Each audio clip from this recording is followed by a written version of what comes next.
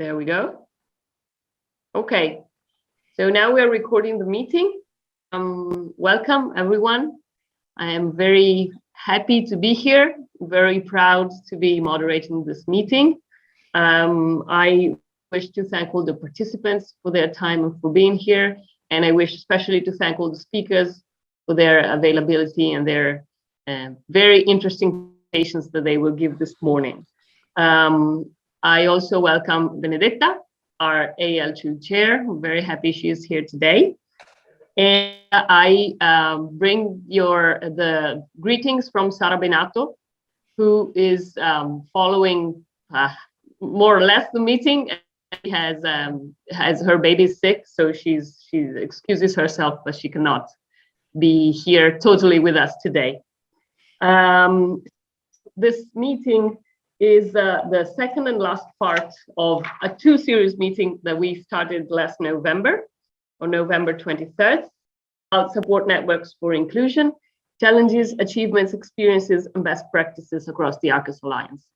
So during the first meeting in last November, we had the chance to hear about some experiences from the Universities of Graz, of Vilnius, which presented their very interesting collaboration with the Lithuanian Library for the Blind, with Lyon, which presented some experiences regarding refugee students, especially, and we heard about Padua, the University of Padua, and its Human Rights Center and its networks. So today, the other three Arqus partner universities are going to present some experiences. I am very happy because the presentations are going to be very diverse and very, they are going to bring very different perspectives. So I am very, very happy about exchange. So I'm just going to go through the agenda very quickly so that we all know what is going to happen now. So Laura del Pino Garcia from the University of Granada is going to open the meeting with her presentation about the approach and vision on inclusion and the services that are offered at the University of Granada. So we're going to open with a very wide perspective. After her presentation, it's going to be Ellen Lyon's turn. Ellen Lyon is a senior advisor at the University of Bergen, and she is going to speak about the University of Bergen Center for Universal Design and Inclusive Learning, and the new group that was set up at the university with the task of implementing the action plan for inclusive learning and universal design. Then we're going to have some time for questions and answers and discussion with speakers. At 11:20, we're going to have a small coffee break. So we're just going to rest a bit. And then we're going to be back at 11:30 for our last presentation for today from the University of Leipzig. Stephanie Kölling and Jana Kuppart, I hope I'm pronouncing it right, sorry if I'm not, are going to talk about a very interesting collaboration between the University of Leipzig and an independent agency for student services, which has a name in German, but I'm not going to say it because I don't know how to pronounce it right. I will do it later, no problem. Okay.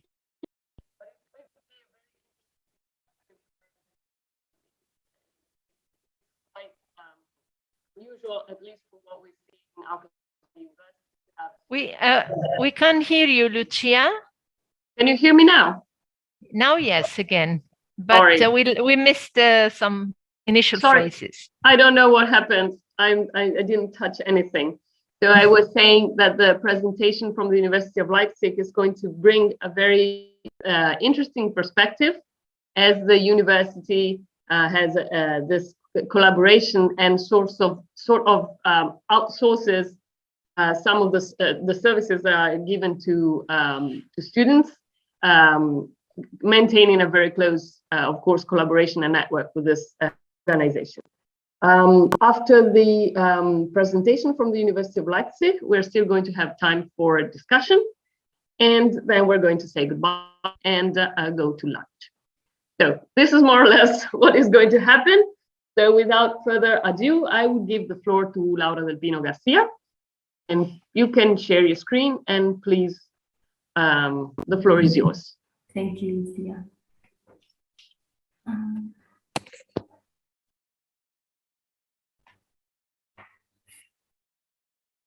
Okay, can you see me?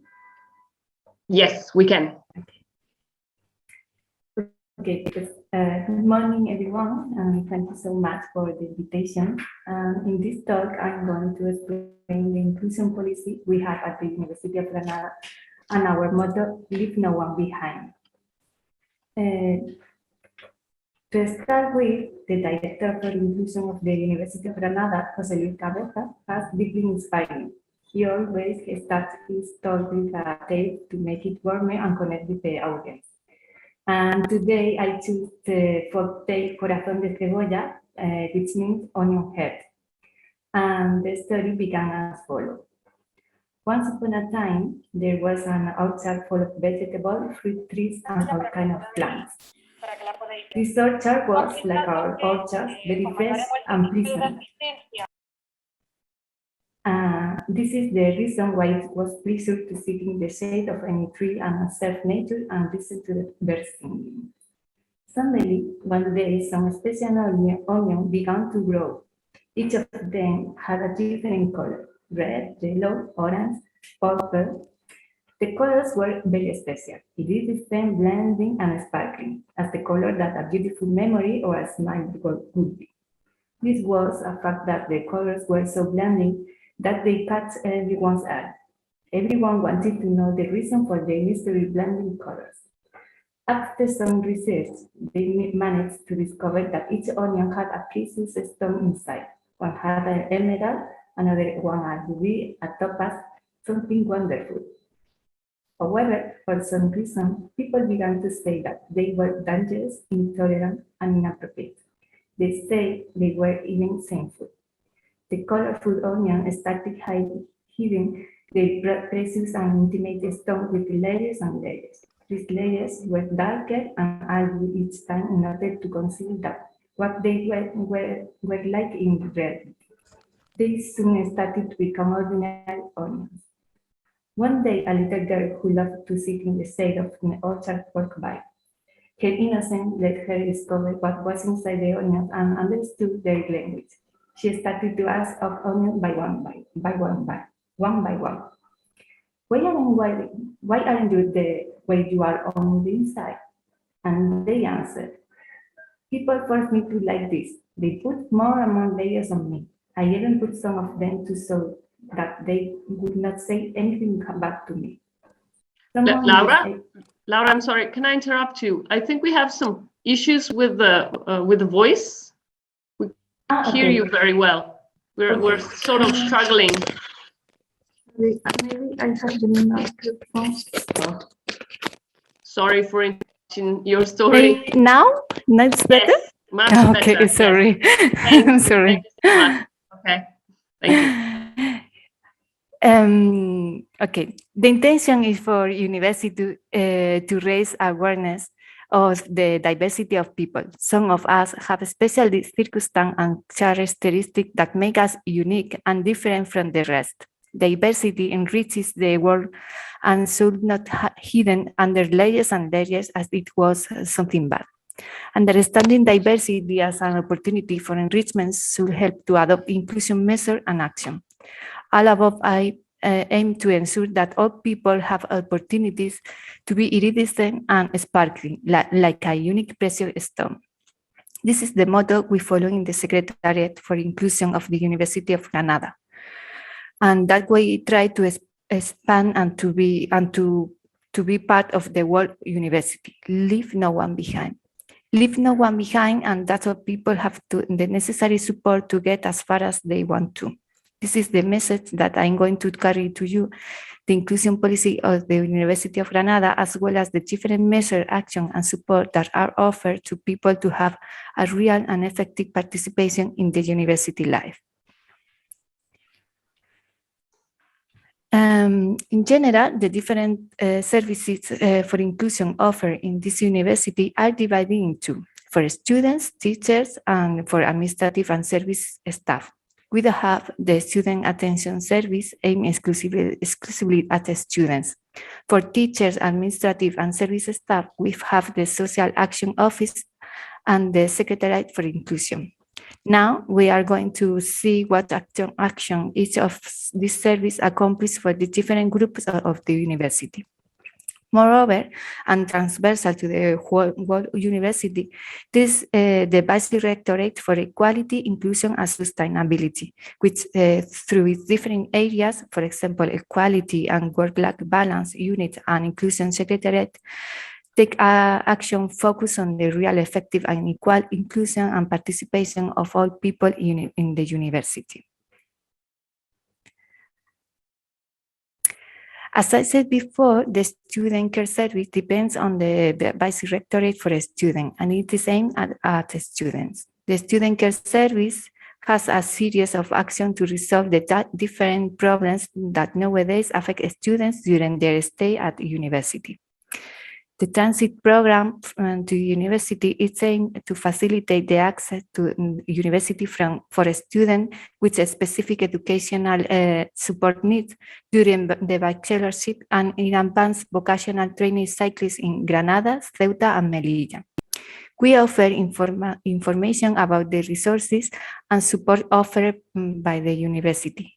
Individualized attention before the bachelorship evaluation test for the university entrance and accompaniment in the transition to the University of Granada, resolving doubts and providing information about the service. To inform, orient, and advise on citing rights and social resources such as public aid or other type of public programs to which they may have access, student grant, aid, etc. Social aid program. This program's objective is to offer financial aid to students who do not receive grants or other types of aid and have an economic, social, or family situation that may influence the continuity of their study, driven for circumstances such as belonging to certain social groups, gender violence, risk of social exclusion, unemployment, or single parents families, to name a few. This program has a funding of 600,000 euros and grants of up to 1,000 euros that may be awarded per applicant. Social intervention program for students with disability. This consists of providing human and technical support to the student with hearing, visual, physical, and/or mobility difficulties. Students with specific education support needs are welcome in this program too. The aim is to facilitate a greater insertion and participation with the university environment while giving them a facilitation and/or adaptation in their studies, which will allow them to achieve a better academic performance. A number of services are offered which can be accessed according to the specific need and type of disability of each one. This support program relies on the collaboration of each faculty, teaching staff, and students, as each student with specific education and support needs has a tutor and the figure of the collaborating student. This person provides support in everything this student needs. They also have a specific aid for students with disabilities as well as for collaborating students. In general, its general objectives are the openness of the university to society and to the groups that conform it, to offer students a quality education adapted to their needs, to apply the current state, regional, and university legislation in relation to the rights of people with disability within the university area. And their specific objectives are the elimination of physical and communication barriers that make it difficult for this group to access higher education, to help the acquisition of knowledge on equal terms with the rest of the student body, providing them with the necessary technical, human, and material resources, to promote their participation in the university community. And the Social Action Office is intended for teachers, administration, and services staff. Its mission is distribute, receive, and manage social action funds for the development of strategies that lead to achieve social policies. They apply those measures, initiative, activities, and programs that the University of Granada adopts, finance, and provides to its employees or their families. Their aim is to improve their educational, cultural, and social condition, and in general, to promote their welfare and the reconciliation of family and working life.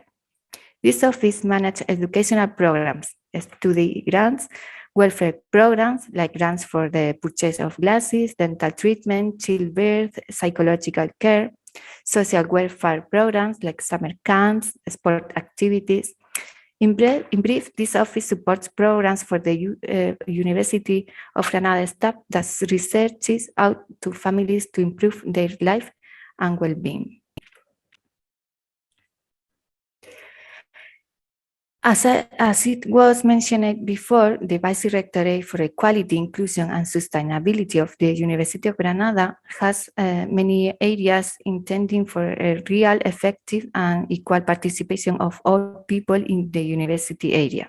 Further, we have the area Equality and Reconciliation to implement and apply measures to promote equality and correct the manifestation and consequence of inequality at the University of Granada. The main lines of action are awareness, training, preventive and attention, structure and regulation, among others.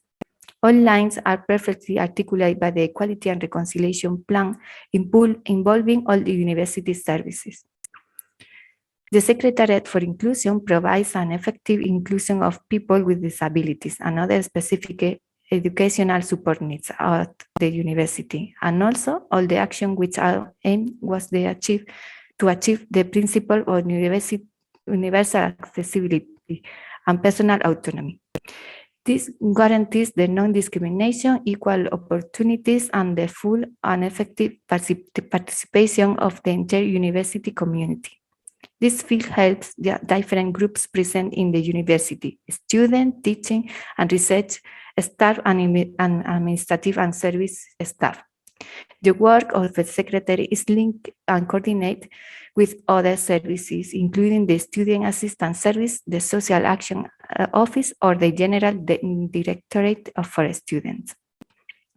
A lot of things are done in this Secretariat. Inclusion training and raising awareness on inclusion for students, teachers, and staff.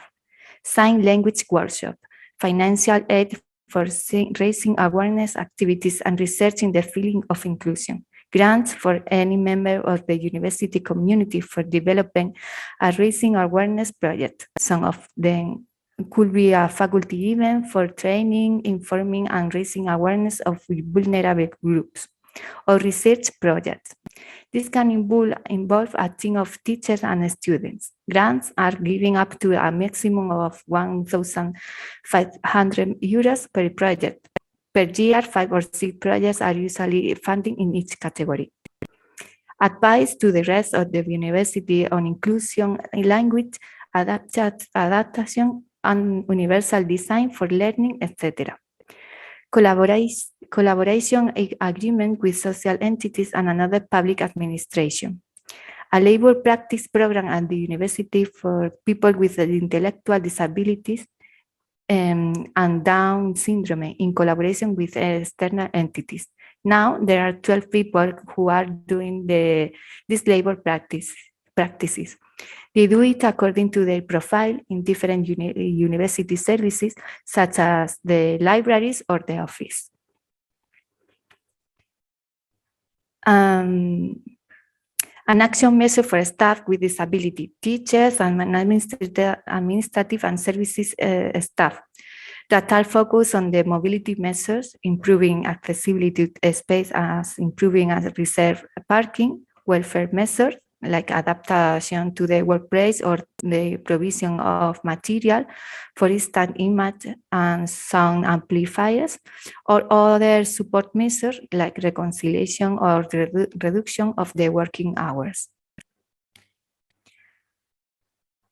The University of Granada, in its social commitment to inclusion for a real and effective participation in society of people with disability and other vulnerable groups, is implementing all these actions and some developments in the first strategic plan for accessibility and social inclusion. This plan is made up of 8 strategic axes, 25 objectives, and 100 actions. It also covers the entire structure of the university and is currently being reviewed by different social agents. We hope that it will be approved this academic year. This plan includes all university services. The Vice-Rectorate for Equality, Inclusion, and Sustainability is responsible for its promotion, implementation, and monitoring through the Secretariat for Inclusion. And I'm going to comment briefly on the strategic axis. The first axis is on inclusive university culture. It includes action on training and raising awareness on inclusion for students, teachers, and administration and service staff, applying on focus on attention to diversity in planning and management, and the creation of an inclusion commission to monitor the plan. The second axis is on access, academic development, mobility, and active participation of students. It includes action to improve the transit program and the guidance and counseling programs, action empowering the students and promoting their active participation and international mobility and financial support to make it possible to make it together with work and family life. The third axis is on training of future professionals, in which the aim is to promote internship and research in the field of social inclusion, training in Spanish sign language, and activities on cultural accessibility. Of course, the postgraduate program is here as well, but just those in the field of inclusion. The fourth axis on employability of students and graduates. Here I include action to sign collaboration agreement with external entities, advice on career opportunities and job offers, training for employability, job placement, and recruitment of people at risk of social exclusion, public procurement criteria related to inclusion. The fifth one is on administrative and service staff and teachers and research staff. It promotes access for people with disability and to improve the grants program, positive action measures, and promote international mobility. The sixth axis is on the generation and transfer of knowledge for the construction of inclusive societies, favoring the acquisition of competence in inclusion research program and the transfer of scientific production. The seventh axis is about the promotion of inclusion in society from the university community through collaboration with entities, participation in inclusion network, and the implementation of educational, cultural, and sport projects with an inclusive perspective. And the last axis is based on universal accessibility, includes action for accessibility in the already built environment, accessibility to information, and manage and accessibility procedures. Broadly, there are the action and measures implemented by University of Granada. They ensure that all people who are part of the university community have the appropriate support for participants in the university life. We are always in constant review and improvement and learning from the practices that are carried out in other European universities. And the Arqus program is based on all this. It gives us the opportunity to learn about the inclusion policy of all Arqus in university. It gives a fantastic space to replicate action and measure in our university under our motto, leave no one behind. Thank you so much. And this is my contact, inclusion.ugr.es, and our website. If you want more information, please write and contact us. Contact me. Thank you, gracias. Thank you, Laura. Muchas gracias. Thank you for the very interesting presentation. I liked it right from the start because the title itself, No One Behind, is something we hear a lot in Arqus, and it's one of the distinguishing features together with enabling people that Arqus is promoting. And thank you also for reminding us that in Arqus, we really have the chance to exchange a lot of experiences and approaches, which for sure are, allow us to enrich ourselves and our experiences personally and professionally. So it's a very true thing, and thank you for reminding us. I would give the floor immediately to Ellen Lyon now for her presentation about the center, the Bergen University Center for Universal Design and Inclusive Learning. How can we support our teachers in developing universally designed learning materials? Ellen, the floor is yours. Thank you. Thank you so much. I will start sharing my screen. And I don't know if you have your phones, telephones, mobile phones ready, do you?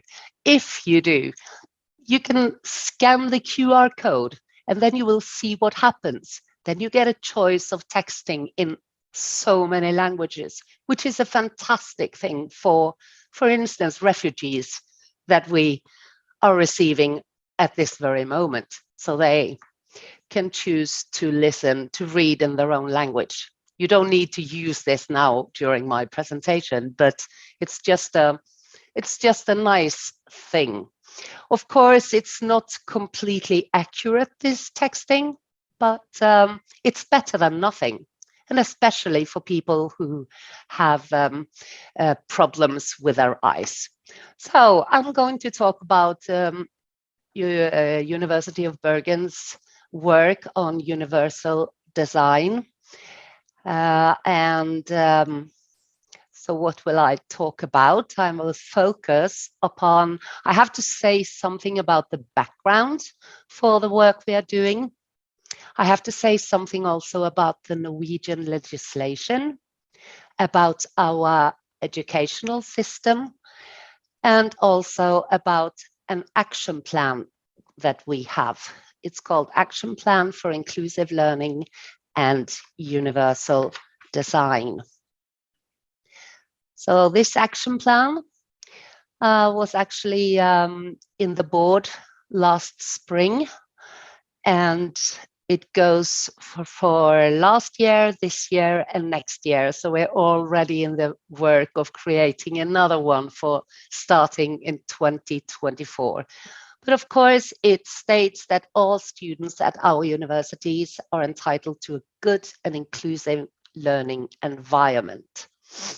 And that we, through universal design and individual adaptation of study provision, will aim to create a learning environment that allows all of our students to fully participate in all aspects of university life.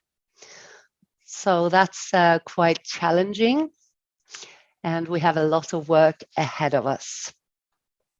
The background was that we actually paid a student back in 2018.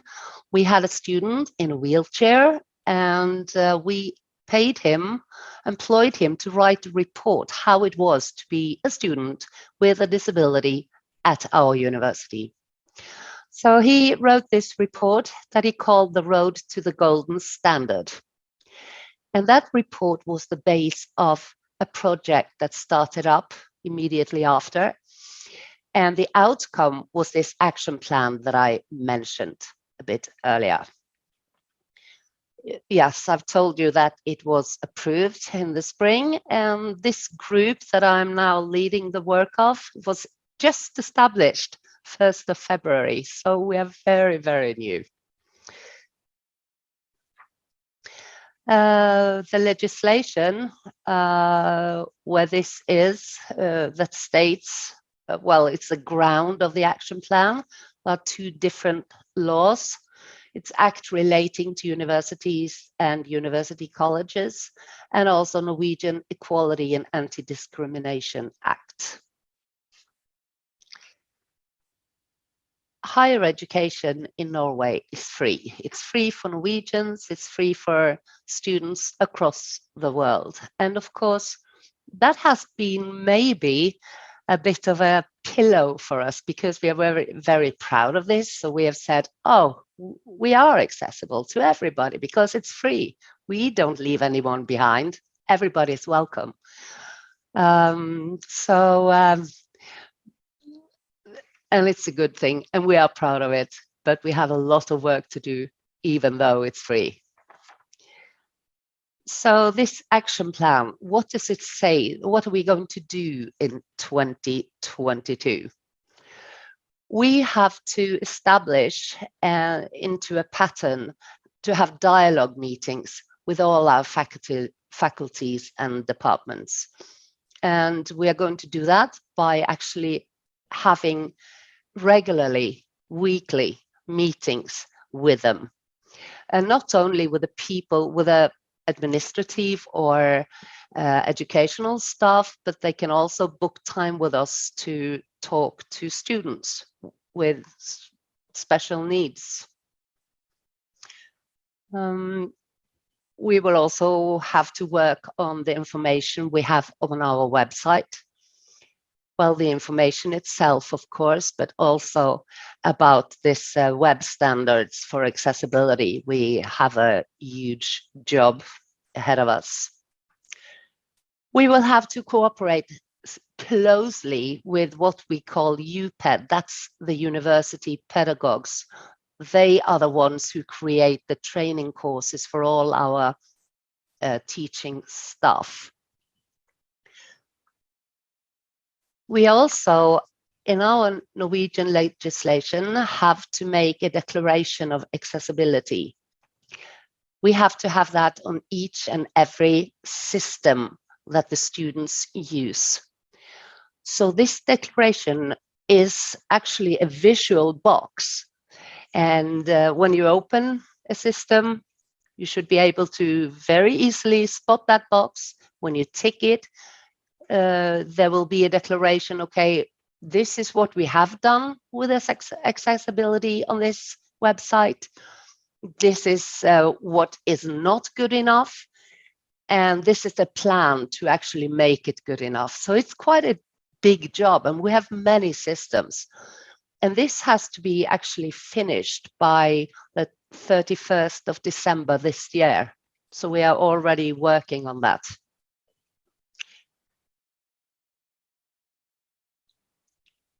We have to improve our internal routines, especially when it comes to students who take courses in different faculties. How does the information flow between them? That's a challenge, and we will have to improve it. The digital teaching is not good enough. We have to work on that. And I know that our, and probably yours too, teachers are very overloaded with work. And how are we going to get them to make their digital teaching accessible? We will have campaigns, different campaigns. We will have a big conference in our city music hall in September, inviting all our staff. And we will have fantastic speakers at that conference. So that's a way of sort of, in a big manner, talk about this issue and showing how important it is to everybody, especially, of course, the students. We will have to work about also the immobility, all the students that come to Norway, come to University of Bergen. How do we make sure that their learning material and university life is accessible for them?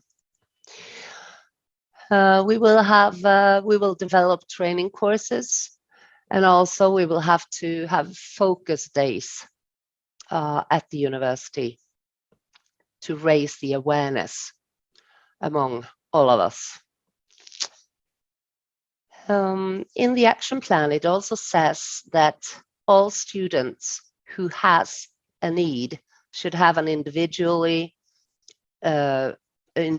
plan for their studies, stating what kind of help, what kind of support are they going to get. So we are working on these plans right now. And the aim is also that the students will evaluate the help they have got as students at the university. We will have to make a film or several films, and we want to publish them on the web in order to maybe reach more students, potential students. This is especially nice when it comes to recruitment. Of course, disabled students or students with special needs, they are searching for a university that does this job well. So hopefully we will do it well in the future. We will have to also collaborate closely to external organization. For instance, interpreters, companies, also all sorts of learning material, producers, and so on. Oh, sorry. I was pushing the wrong button. The last one. We will establish what we call for now an equipment library. And I don't think it will be very physical. The point is, before a student buys an expensive support software, these can be really expensive. We want to have licenses so that they can sort of have, okay, use the license for a month, try it before you buy it, so that they don't need to buy anything that is not good enough for them. So we will build this up during 2022. So finally, to what I actually was going to talk about, the WeAD or the WCAC. So WeAD is the EU's Web Accessibility Directive. It actually applies public sector organizations between the member states. So the goal is to ensure that all public sector organizations are accessible for the more than 80 million people with disabilities in the EU. It was established in 2016, and it said that each member country, should put it in their legislation within 2018. And in Norway, they are working on it now. Actually, the WCAC, I can say something about what is that. That is a technical standard. That is an ISO standard. It's not an introduction to accessibility, but it's based on the EU's WAD. So it states 78 criteria for success. So in our law, we have to follow at least 47 of them. in Norway. So that might vary from country to country.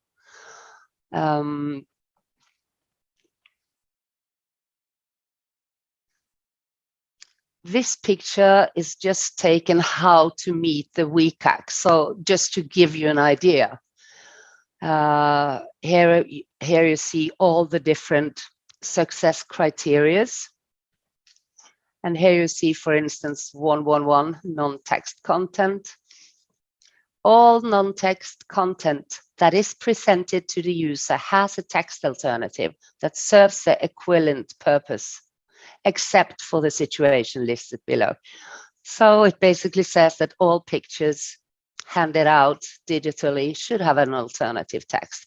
And here, this is a very, very good web page to actually understand the WCAG. So how can we contribute? I work as an administrative staff.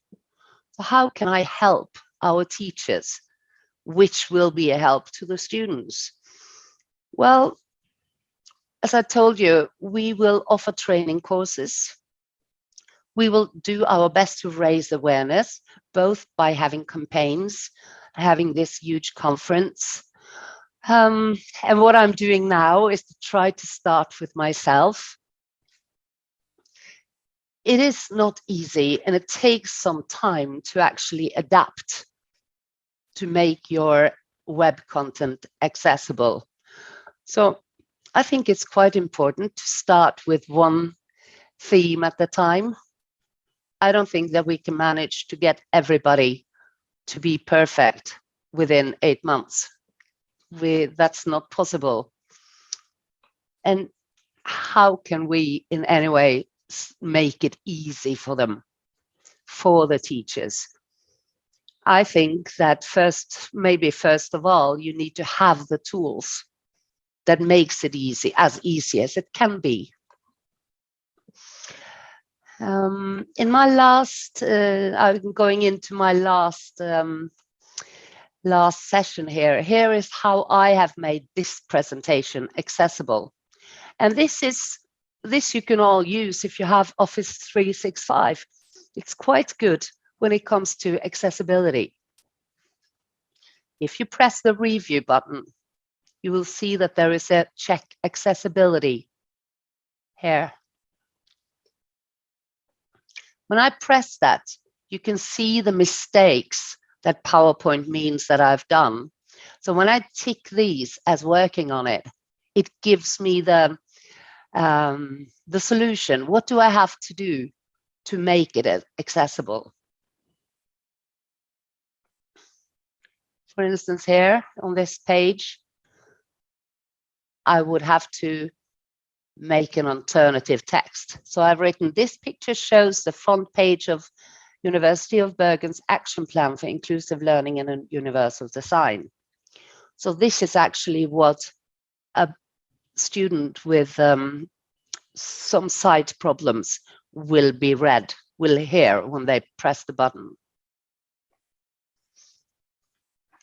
So that was what I had to say. Do you have any questions, or do you want to take that, Lucia?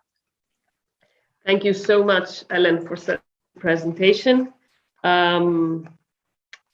As I was saying earlier, well, I really liked the very first sentence that she showed about of the action plan for inclusive learning and universal design, that says all students are entitled to a good and inclusive learning environment and to full participation in all aspects of university life, which is a very short sentence with a lot of meanings inside and a lot of things to do. And I wish you all the best in this giant work that you have to carry on now in the next few months and in the future. I really think it is very, very wide action, and I really also like the approach of taking it one step at a time, because for instance, I personally sometimes feel overwhelmed by such, big issues and big things. So I think that the approach is nice, and it takes time. And I also think the time factor is not secondary. I mean, it's very relevant. We had also during our first webinar about the building of support networks. The time factor was mentioned as very, very relevant. And also thank you for showing us about accessible PowerPoint presentations. These are really tools that we probably already have in our hands, but we don't use them, or we simply do not know that they are there. So thank you for showing us. So if you have questions now for both Ellen and Laura, or if you would like to start the discussion about any of the issues that were brought up, please go ahead. You have the time to do that. Please, Lisa, please. The floor is yours. Thank you, Ellen. Thank you. I just saw your presentation. I missed the first one. I'm sorry. So I'm referring to yours. And thank you for your presentation. It was really, really interesting. And especially the action plan that you show. And I was very curious to know a bit more about the film. That's an element that you included in your action plan among all the others. I was curious to know what's the content of it, and so if you can explain it better. Thank you. Yes, the action plan was actually made. We organized the action plan to be a student's journey through the university. So it first, okay, how do we recruit? How do we meet them? All the phase before they actually are a student. What can we do when it comes to equality? Okay, so there are many, many steps.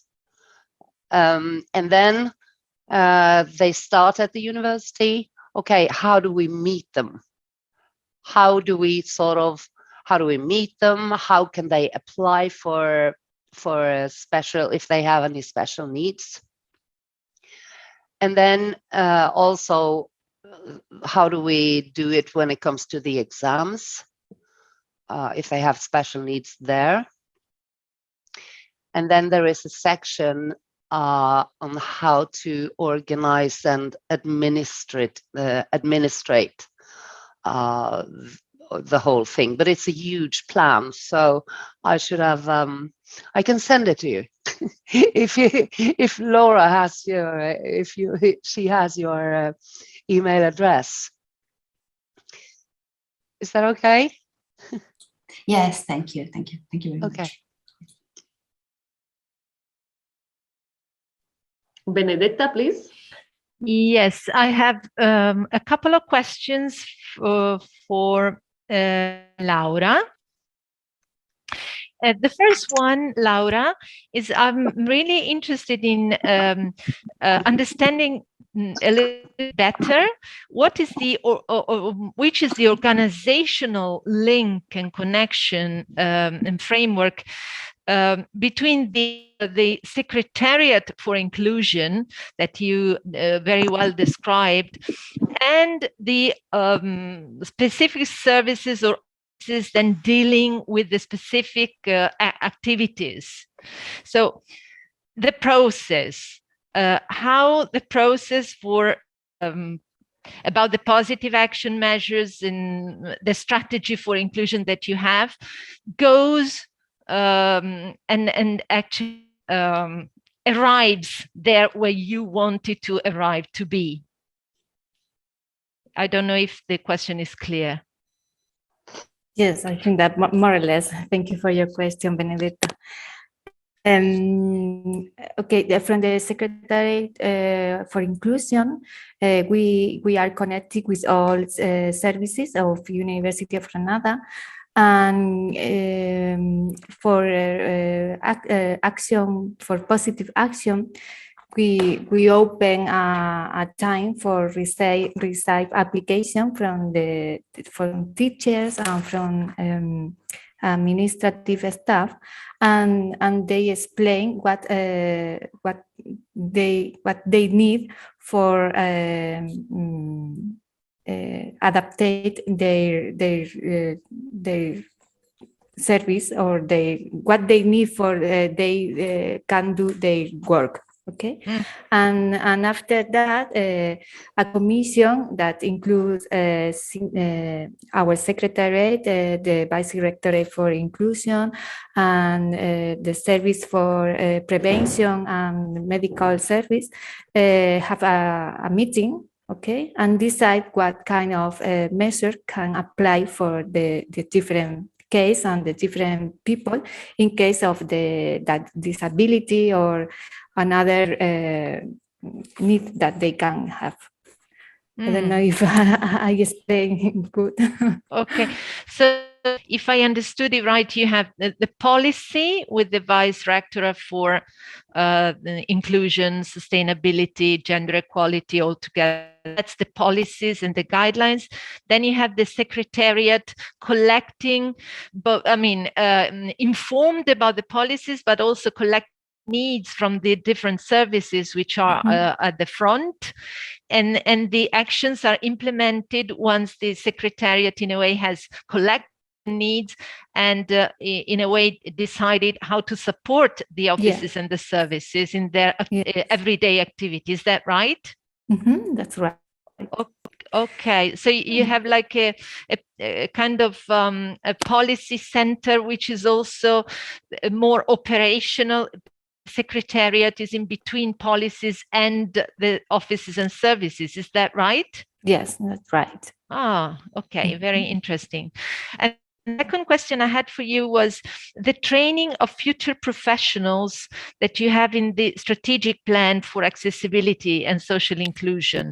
Is that a training from the university made out with special courses, lifelong learning? It is, or I didn't get it properly. What do you do to train the future professionals? Yes, I think that is more for future professional with a student with disabilities and a student without disabilities. Okay, to incorporate the inclusion in their profession. And for people with disability in how to improve their ability or competence for the market, the job market. The job market. Okay. So it's like to empower, to enable students and people, I don't know if also citizens, so only students with disabilities, to access the labor market with the tools. Is that right? Yes. Okay. Can I ask Ellen a question also? Of course, please. Of course. Okay. Ellen, I would like to, this group that you have established, which is so newly born group in February 2022. How many people are there in the group? Well, the group in my central unit is just 2 people. But we are coordinating between many others. So each faculty has 1 dedicated person. That's 7. And then each department, and one of our faculties has 22 departments. So each department has a person. So it's not like we are only 2 people. And also all the central units, like the IT department, HR department, and so on, has also a person. So me and the other person's job is to coordinate the work between us, because we can't make this happen if the IT is only working with the ICT, and HR is only, do you understand? So it's many people involved, but only 2 in this tiny little unit by now. 2. Excellent. This is really the idea we have.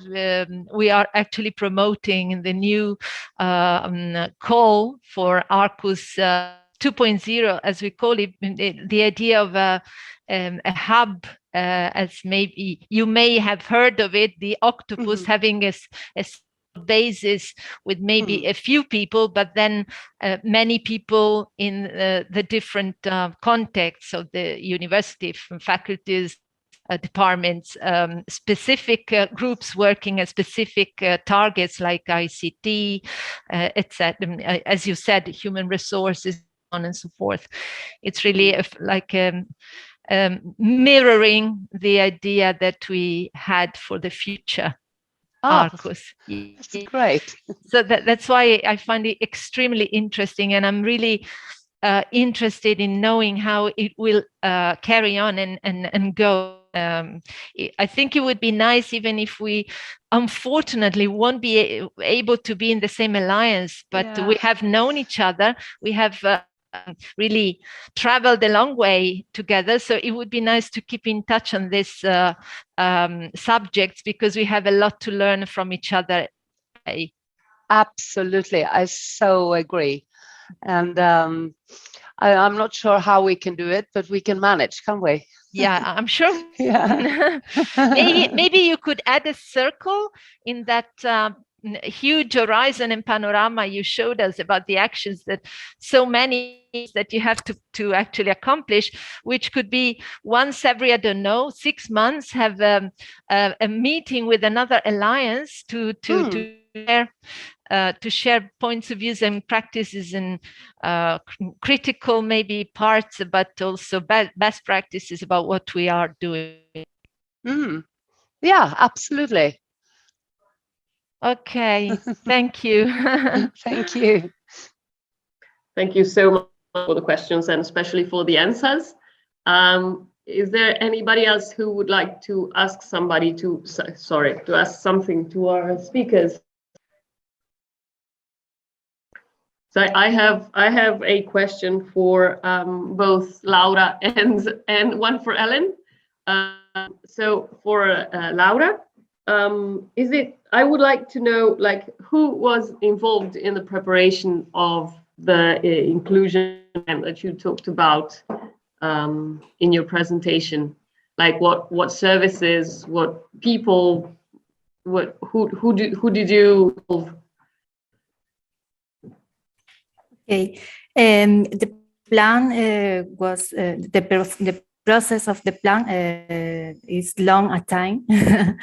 Started maybe 1 or 2 years ago, and involved, of course, the Secretariat of Inclusion and people that now are not working here, maybe because are doing other thing or in other services. And other service like a student, vice rectorate for a student, or the rectorate, or syndicate, or other service of the University of Granada, and everyone have an important role in the preparation of the plan, and we collect all the ideas, and we try to have a complete plan that involves all services in the University of Granada. And of course, everyone have an important role in the implementation of the plan, because everyone can't do anything in the daily work, in the daily in the life of the university.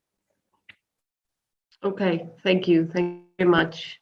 And I have, if I may, a small question for Ellen. Just a very general question. What do you think will be like the biggest challenge ahead of you in the work you're starting to do with the group? Both, I don't know, in terms of how people will respond to it, or in organizational terms, I don't know. Just a very general question. That's a very general question. I think the biggest challenge will be to actually raise the awareness among the academic staff. They are overloaded with work already. They have the research, they have the teaching, and I understand. So it's not an easy position to be, to come with, oh, look, you have to do this and this and this and this.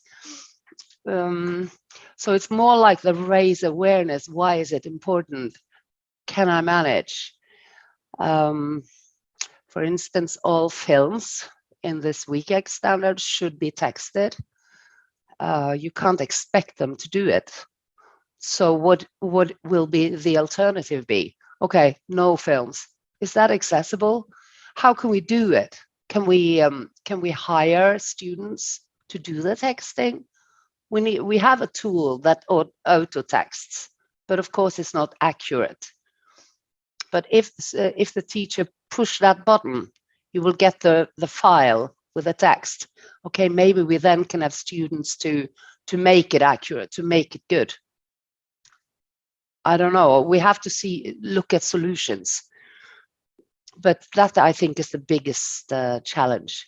Yeah, thank you for answering. And I think it is quite across the alliance here, because I think, Benedetta, correct me if I'm wrong, but I think that being overloaded and the workload for teachers, one of the main reasons they usually tell you they have no time to also deal about inclusion issues or make things inclusive. So I think it's a quite common challenge. Benedetta, please. Yeah, if I have a bit experience about what you are saying, and I think that what there are a few things which make the difference in Padua. One is obviously, as you say, raising awareness through what? Through seminars, through meetings, through courses, which are all about the culture of inclusion. And that really changes the mind of many people at one time. Even 2 hours of a seminar can be very important. And you are going to invite very strong, important people at this meeting you will held in September, for example. I think that's an excellent idea. But they have to be quite frequent and constant, because these topics are heavy, are difficult, are heavy to be learned, are heavy to be to done. And so you constantly need this kind of kind and gentle but persistent information, knowledge building kind of activity. This is one. And the second one, actually involving tutors, involving students in supporting our lecturers and teachers to do the job. Because if you actually train the tutors, the students, and you pay for their collaboration, they have a job, they have an opportunity to earn money, at the same time doing something which would be very important for them in the future, and supporting professors who are overloaded as they are. I think that these are very important and crucial factors which actually can change the perspective. And unfortunately, you need to do that, as you know, because you have put that in the plan altogether at the same time. You have to on the different levels. So it's like a multi-level job that is needed here. But I think the plan is really excellent. You have all the elements there, and also it's a big relationship building and support networks in terms also of personal relationships. The further I went very much far away when I was able to establish the meaningful relationships with the people involved. So the people come on board and they are with you, and they make they widen the group when they know that they can trust you, and that they kind of believe in what you're doing and saying. But to do that, you need to persuade them, and you need to dedicate a lot of time on the phone, face to face, speaking to people. I mean, in our culture, I don't know if in Norway that might be different, but in our culture, it is very important to actually speak to each other, to have a close relationship, which is not just emailing or sending texts and documents. You really need relationships there. And that makes a huge difference, you know, if you have a similar view or experience. I totally agree, Benedetta. Absolutely. And that's why this octopus thing, I think, will help us, because that'll bring us directly to the different environments that we need to cooperate with. Yeah. Yeah. Thank you. It's a huge work ahead. It's really a great endeavor there. So we really wish you all the best, and really hope to have more exchanges in the future, because I think this is really important for all of us. And I keep saying this, like, that it is important to have exchanges among all of us, and also that what we do as an alliance has then local effects on our individual institutions. So we see what others are doing, we see it's being advocated or promoted or pushed at the alliance level, and we try to adjust, or to at least think about what we could do in the different fields. So I really think it is a very interesting aspect of being in an alliance. Ellen, sorry, you might not know that in May, from the 4th to the 6th of May, we are probably going to be in Bergen as the board of Action Line 2. Are you? Yes. No, I didn't know. Yes. Really? Yes. So that would be a very nice opportunity to also talk further about this topic. Absolutely. Yeah. I'm coming to Padua in a couple of weeks. Okay. Great. So are there any other questions from our participants to the speakers? Maybe I would like to ask, if I can. Yes, of course. For me, it's very Please, interesting how maybe you have an experience how you support staff and professors for the extra work. It's mean about inclusion and accessibility in the study material. There are any extra material support or something? Do you have such experience? I just would like to know, because we had the same problem, that it's extra time and it's difficult. So for me, it's just interesting, maybe you have some other tools, even material, like additional pay or something. What we have by now are training courses, both online and face-to-face. And these, the training courses is actually quite good, but then the challenge is to make them actually go through it. And I noticed myself, it takes longer time to make a presentation, for instance, just to say that accessible. It's difficult.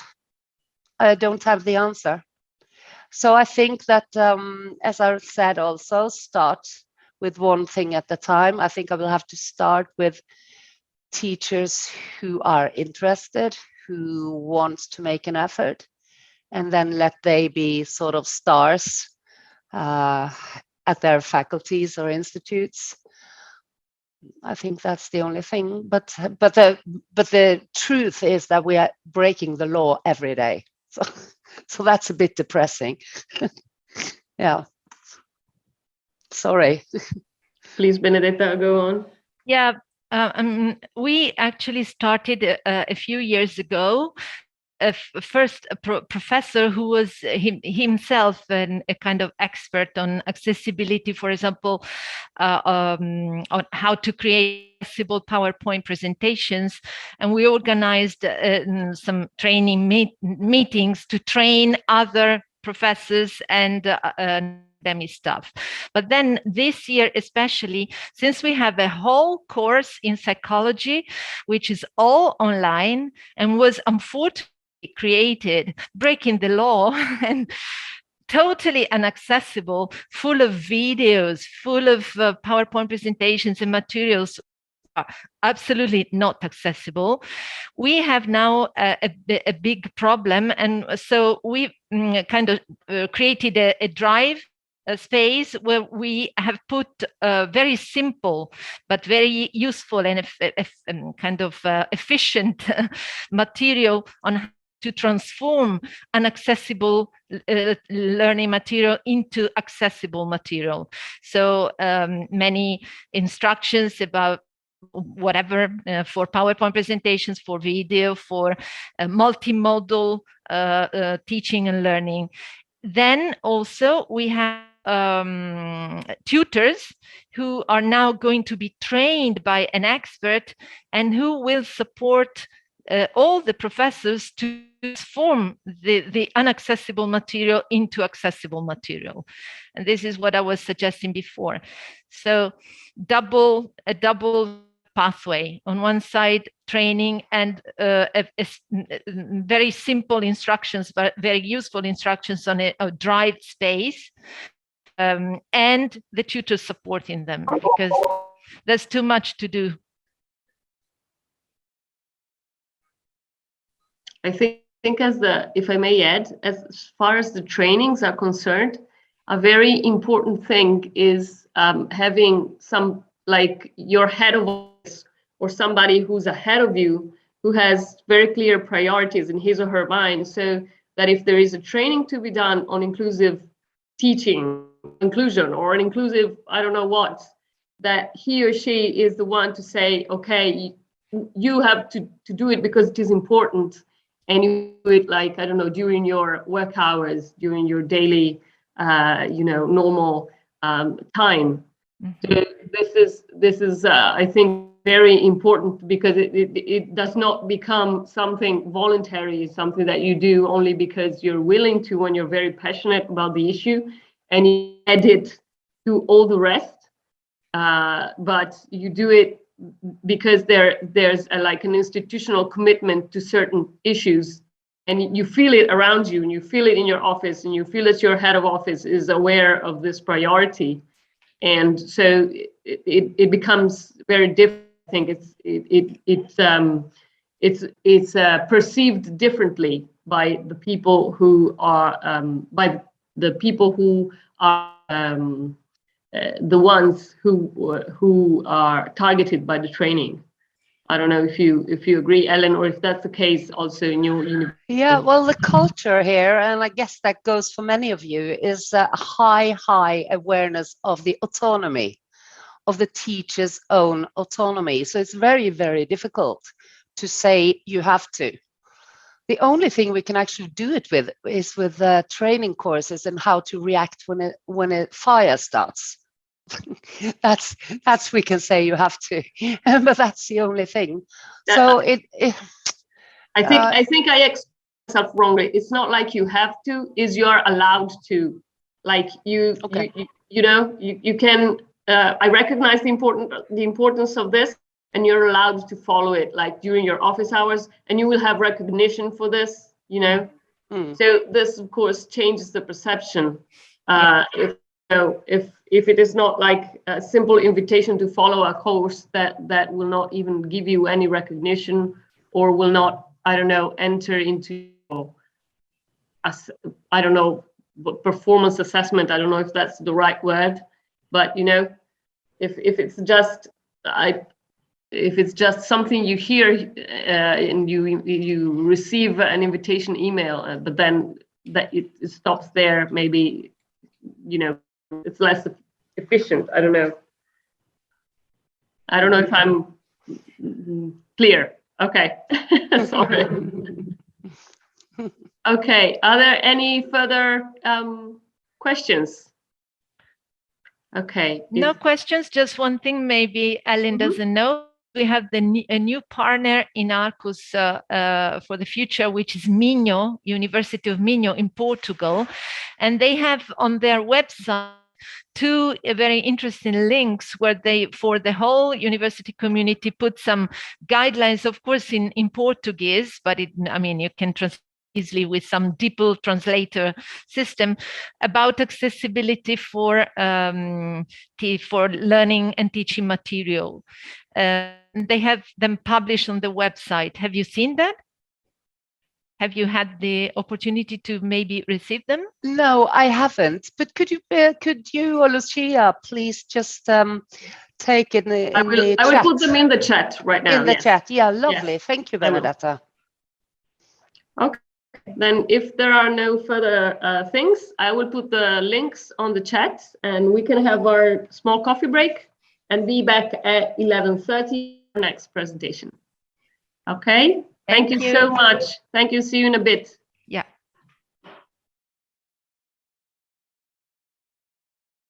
Sorry, I always talk while I'm muted. So I think we can start again our meeting after this refreshing break. So I would immediately give the floor to Jana Kupat and Stephanie Kölling from the University of Leipzig with their presentation about social support for students and their collaboration of the university. And I will try it now. Studentenberg Leipzig. It was absolutely perfect. So please, the floor is yours. You can share your screen. Yeah, it definitely was perfect. Hello again, also from Leipzig University. My colleague Jana and we would like to present to you how social support works at Leipzig University. And this can also be seen as an example for the whole of Germany, or how the German system is structured in general, more or less in all universities around the country. So I called Jana my colleague because we work together very closely, but technically she actually works as a social counselor or as a director for social counseling at the Studentenberg Leipzig. It can be translated maybe with student services, and which is an agency that works independently from Leipzig University. So we work together very closely, but we work independent from each other, or these are independent institutes. And the student services, they give assistance to students in terms of economic, social, health, and cultural support. Well, I'm a counselor at Leipzig University's International Center. So I assist especially international students on their academic path. So that's how we work independently and also together. And that's actually what this presentation is about. And I would like to hand over to Jana for the start of our presentation. Perfect. Dia, would you mind sharing your screen with the presentation, because I don't have the last. Do I have the? I think you sent it yesterday to, I don't know, to Lucia or to someone. So does it work? You should have the actual one. Yes, perfect. Can you we can see it. Yes. See it? Maybe I have to change to the. Just to the first page or second page. Yeah, so thank you very much also that I am part now today here in this discussion round and also in this webinar. So yeah, you all know my name now. I'm Jana Kupat, and I'm the director of the social counseling service from the so-called Studentenberg here in Leipzig. Maybe it is, yeah, like Stephanie already said, we are not really outsourced, or we don't have we don't get money or something from the universities to do our job. Originally at the Studentenberg were established as student self-help organizations many years ago, maybe in the 90s or something. And they are now regulated by state laws, and almost all are organized as public law institutions. So all over Germany, there are about, I think, 57 or something so-called Studierendenwerke or Studentenwerke. They are spatially separated from each other by responsibilities for one or even more universities in their cities or in their region. And like I already said, they are defined by state law. So in the state laws, they specify the mandate of the Studentenwerke and also the responsibilities. And the sizes of the Studentenwerke varies greatly, so ranging from approximately 1,000 students to 120,000 or something. So it is really, yeah, it varies a lot. And the Studentenwerke also work together in an umbrella organization called Deutsches Studentenwerk. So they are task groups about different topics where different people from the Studentenwerke are inside. We have professional trainings there as well. We take part in conferences. For example, there's always a conference every 2 years for all social counselors from the whole Studentenwerke all over Germany. Also for the psychologists who work in the Studentenwerke, also the staff of the Mensa and cafeterias and all that stuff. So just to give you a small insight about this as well. So we, especially here at the Studentenberg Leipzig, we take care of about 39,000 students of the universities and academies here in Leipzig. I think we are responsible for 8 academies and universities here. And we are a service provider with a social mission. So like Stephanie already said, we're supporting the social, economic, also the cultural interests of students here. And we are legally independent in this institution from the university. So we are not connected to them. And Stephanie and I, we also collected some challenges and also some chances because of this non-really connecting thing. We will give you some ideas about it later. And the special thing is that students here in Germany have to pay a semester fee.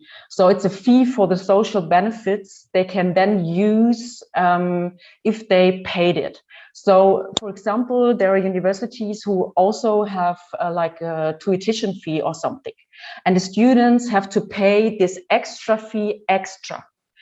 And this is also, maybe a chance or a challenge also for the students, of course, because it's about, I don't know, 240 euro per semester. So they also have to pay nearly 500 euro extra each year to the Studentenberg, that we can do our work. So this is something really special maybe as well. So, the Studentenberg, like I already said, is part financed through subsidies based on the budget agreed upon the Saxon State Parliament. So we get some state money. We also get the social benefits fee from the students, and the majority is generated from the revenues from the Mensas, cafeterias, and also the student halls of residence. So this is also money we need to give the services to the students. Stephanie, can you may show the next slide? So what do we offer for students? So of course, cheap and healthy food in the Mensas and cafeterias. We have cheap furnished rooms in the student halls of residence. There are also some support services inside the student halls of residence. For example, some buddy programs, tutors, spokespeople in the student halls for students. We have different counseling service from Studentenberg. So for example, our social counseling service, like we give ideas on how to finance the studies, for example, or we support students with children in pregnancy, students with a disability or also with a chronic disease, as well as international students, refugees, and so on and so forth. We also have a psychosocial counseling with psychologists who support students. And like you all know, also the pandemic has been or also is a really, really tough challenge for everyone, also for students. So our psychosocial counseling service is really, really full. They have a waiting list up to 3 months to get an appointment there. So of course, it's really important that this exists. We also have a legal assistance. We have some lawyers who give counseling to students if they have legal problems. Students can also apply for one-off financial support. We have a hardship fund as well, and we generate this money for this hardship fund also from this fee the students pay. So if someone is in financial need, we can may support with maximum 500 to 400 euro one-off to, for example, I don't know, covering a new washing machine because I have children at home and it got broke and I don't have money for that, or stuff like that. So it can be really, really various. We also have a student job office where students can search for student jobs. We have own childcare facilities for students with children. There's also a cultural funding possibility, and we have a department of grants who work on applications from students, because we here in Germany, I don't know if you know the so-called BAföG, like we have also the state possibility to apply for more or less like, it's not really a scholarship, but it's more or less a loan and for your study program. And at the end of your study program, you just have to pay back half of it. So it's a half interest loan. So some of it is a loan, the other one is for free and you can keep it. Maybe just switch to the next one, Stephanie, as well. And yeah, I think the most important thing and also interesting for you here in this webinar is the special support for students we offer. Like I already said, like the most target groups for us are students with children or in pregnancy, international students, and students with a disability or chronic disease.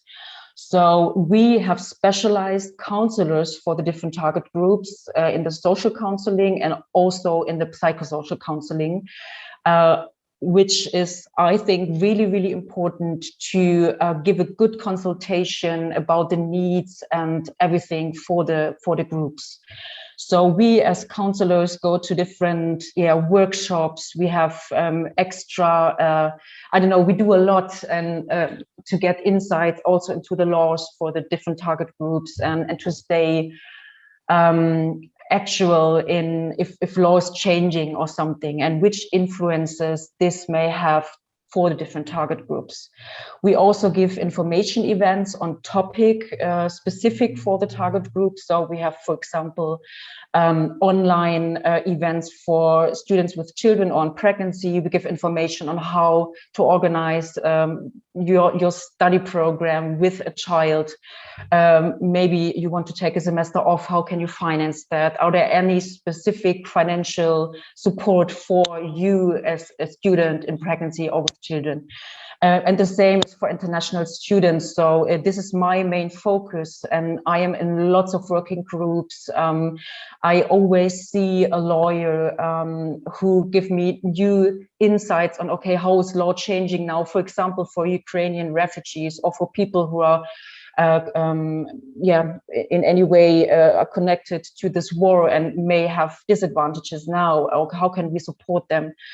And the same is for my colleague who is responsible for the group of students with a disability or chronic disease. And this is also something which is also interesting for Ellen or all of you who are really experts in this field, accessibility also for students with disability in the universities and everything. We organize also events for networking within the target groups, because this is also something which we find really important, to talk with other people who may have the same challenges or already did the way and all that stuff. So we organize round tables for students, for example, for international students, and we also have a round table for students with a disability or chronic disease.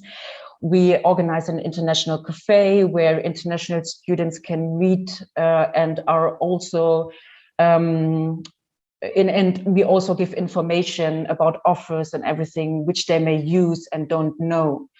And we organize a family breakfast each semester, for example, for students with children to get connected. We also have different, for the different target groups, we have specific public relations work, of course. So we prepare information sheets, FAQ papers, relevant legal updates, and we try to give these updates and information to the target groups. Of course, we use social media, we use websites, we use the possibility that they can download something. And one of our main, I think, one of the main focus from us is also to identify target group specific hurdles and also difficulties and pass them to those who are responsible in the universities and also maybe in the city of Leipzig or in other relevant, and also to the state level or to the federal level, because we need also the politics to change something, to change a law or stuff like that. So this is also one of our main work. We do more or less lobby work for students.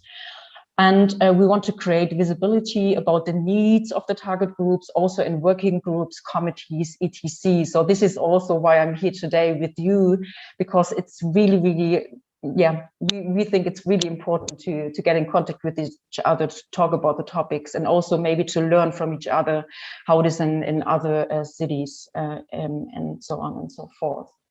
So yeah, so I tried to put everything more or less, so my ideas in this slide, and maybe we get then in the discussion later and can talk about a little bit more about it. And I think I hand over to Stephanie for the next slides if I'm right, and yeah, and I get back if I have anything else to say about it. Thank you, Jana. And I will talk a little bit more about, yeah, how do we both, like you and me, but also our institutions cooperate. And what we do, you see on this, there are a lot of things, I think, where we exchange knowledge and so on.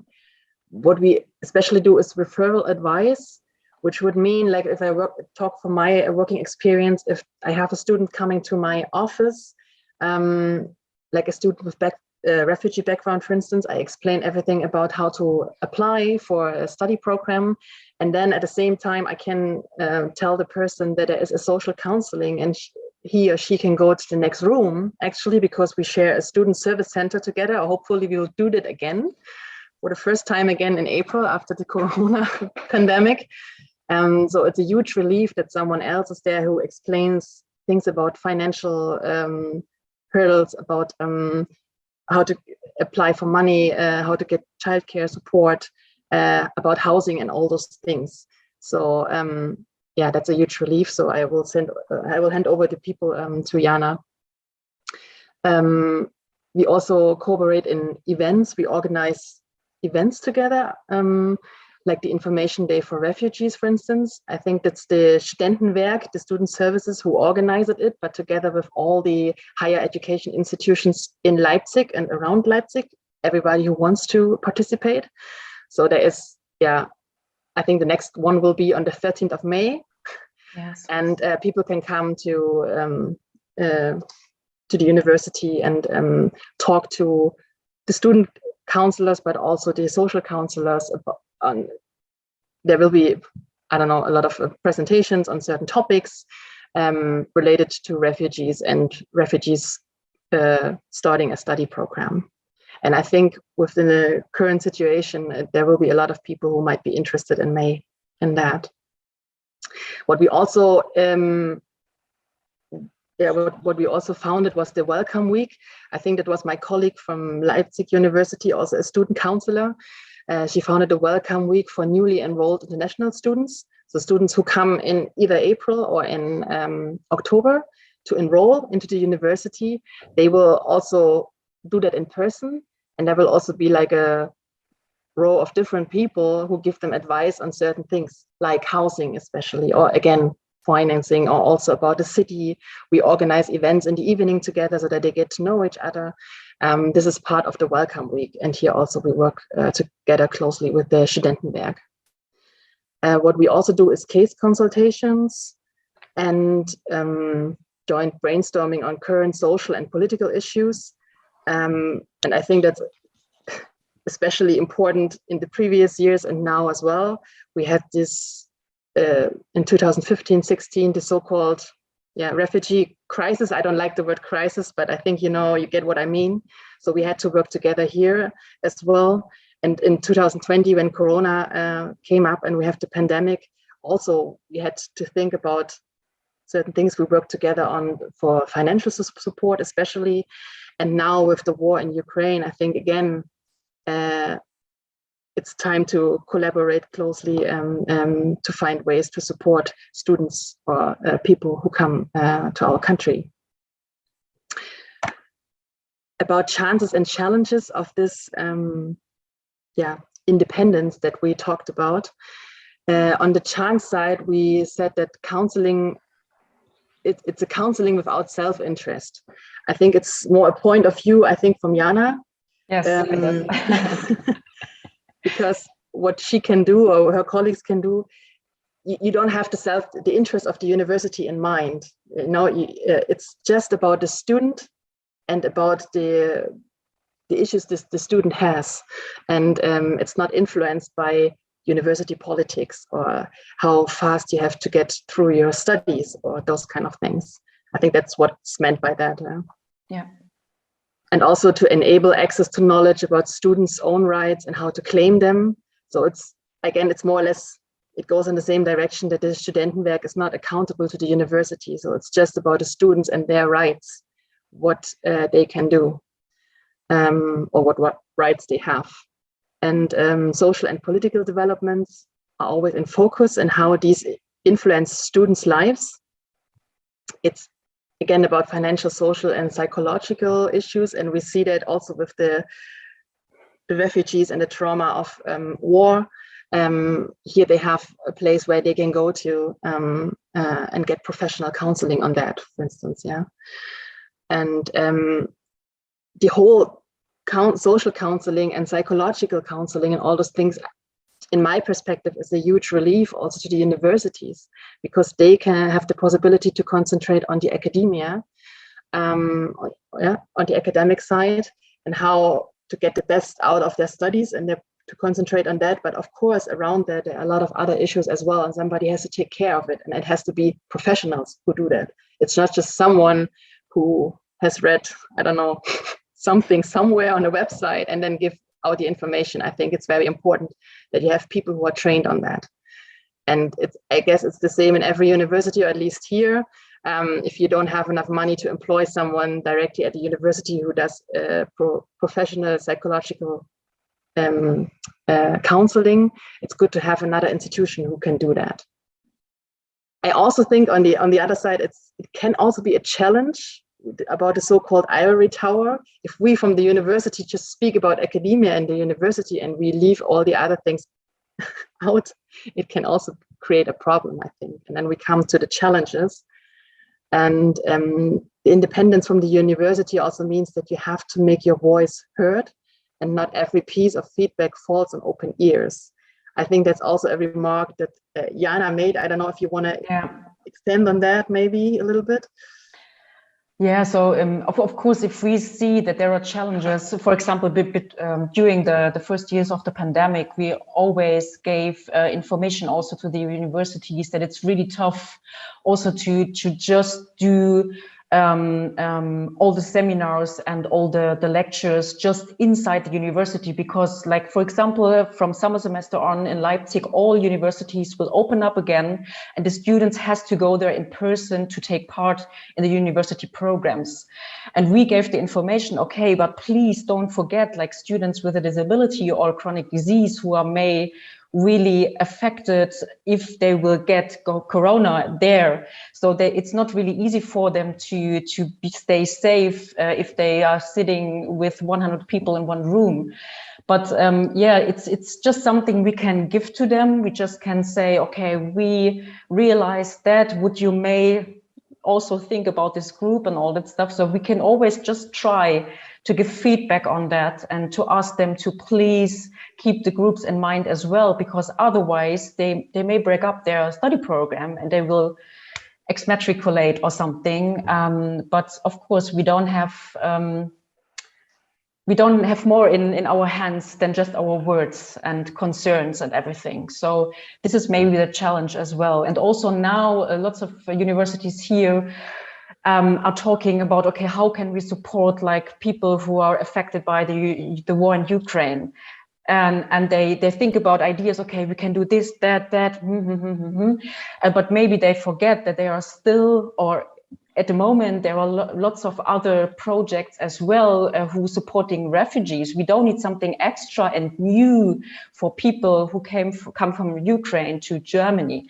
So we give them also the ideas on, please use the projects who are already here, use our experiences we made the last years, also, for example, in the field of refugees and migration and asylum and all that stuff, and don't create something new because you are not the expert for that. And this is really the challenge to get heard. This is I think this is something which may give an idea of what we mean about it, but maybe you also know it. It's nothing new, I think, for all of us here in this round. Yeah, I think this kind of double structure, that is actually a big problem, and maybe it's also a problem in other countries as well, or at other universities, because we also have spokespersons for inclusion, for people with disabilities, for gender-related issues. But if there's another body coming into that, like the Studentenberg, they might have a different opinion on that, and you might have people who already build up something, and then somebody else, another agency comes and they build up a different structure. So we really have to also, the last point, like have to do a constant networking it is so important, so that we do not lose sight of each other's interests, and that we do not work parallel, but we work together. So I think that's a very important issue. And I think for our offices, it works very well, especially on the international students. Yeah. And also in reality, there are some things which work not as well, but we are trying to get together as often as possible, and to work out structures that benefit everyone. And this is may also the challenge, Stephanie, if I'm right. So because like it is really it comes with the person who is sitting on the different sides. So of course, Stephanie and I, and also some colleagues of Stephanie, we have a really strong connection. But for me, for example, it's really difficult to get in contact with other persons from other universities who are, for example, experts in or give counseling for international students. So it comes really from individual person if they have the interest to network with me and to collect ideas or not. So this is really challenging, because you really have to find someone who's also doing his work like I do it, with lots of effort, and I want to change something. But maybe others, they do their regular stuff, or like you already said, are really overloaded by work or anything else, and they don't have the mind to think about new ideas or something else. So yeah, it is challenging. Yeah, it can be an advantage that you have an independent structure, especially for the students and for the students' rights. But it's, on the other side, there are also challenges that you have to face in that area when you are dividing the institutions. I think that's a crucial point. We are not quite sure how it works in other European countries or in your universities. We are at the end of our presentation, but we also formed some questions that we can maybe discuss, or maybe you have other questions for us that we could answer, because to us it's very important, or we are very, we would really like to know how it works in different universities. What I know, the only thing is that I think nobody's here from Lyon, but I think in France they have a similar structure to ours. Yes. But for the rest of Europe, I'm not quite sure. So that would be interesting to get to know. But thanks a lot. Thank you so much for this presentation. It's really an interesting perspective, and it's a completely different perspective that what we are used to, at least here. And I have a question that really, I don't know if I can start with the questions, but I have one. I'm confused myself, so I try to express myself the best I can. I mean, if I think about the presentations we heard before yours, one of the main issues was how to make staff, teaching staff and administrative staff and everybody in the university aware about the importance of inclusion issues, so that we make sure that the environment at the university at all levels, so the environment, the social environment, and the physical environment as well, that everything is accessible and inclusive. So I was wondering, when you have an organization that is different from the university, which takes care in an excellent way, because I'm in complete awe of all student needs. How do you make sure that, like, people in the university also do feel responsible for the university being inclusive? Like, I don't know if I made myself clear. Maybe quickly on that, of course, we also have structures in the university that have an office for inclusion, for gender equality. We also have those things. We have also charters on that. Sometimes, of course, I'm not sure, Jana, for you, for the Studentenberg, do you have your own charters on inclusion or some kind of paper on that, guidelines? Not our own, but we work in working groups to, for example, do a charter or something. So we are more like invited as experts to give our ideas and information. So of course we have like a charter for our own Studentenberg, because of course there are over 500 people who are working at Studentenberg. So we have the charter for our own building and our own institution, but we are not really responsible for the university plans. We just give ideas and working with the groups to do a charter. But since the Studentenberg works independently, but for the universities and for the higher education institutions, they closely collaborate also on the rector's level or the director's level, and the same guidelines apply for both institutions. Yeah. Of course, it's always down to the people then how to work with the guidelines, but of course we work in the same direction, and we stand for the same issues and guidelines. We use the same things. Okay, thank you so much. I don't know if there's anybody was writing in the chat that the Studentenberg is the equivalent to Summon. So I don't know if Ellen, I think. Yes, I just have to close the door. Just a second. Yes, sorry. Please. Yes. In Norway, there is a law actually stating that everybody should have, in Norwegian, it's called studentsamskipnad. It's the same as, I think it's the same as the Studentenberg. Mm-hmm. So we work really closely with Summon, as it's called. They have thousands of housing for students. They have their own career center for students. They run all the cafeterias and cantinas on all the community colleges, university colleges, and at our university. They have a health department with loads of psychologists and doctors, dentists. They have kindergartens. They have all the sports centers for students. And they also offer therapy and different training courses. So we've just established actually a support network for Asperger students in cooperation with Summon. And we will now try to have once a month meeting where every second time there is a topic. For instance, topic what is Asperger, or exam, or what is friendship, that kind of things. And every second time there will be a social gathering doing something like playing bowling or other games or dancing or whatever. So, and we will also extend that to other specific groups of students.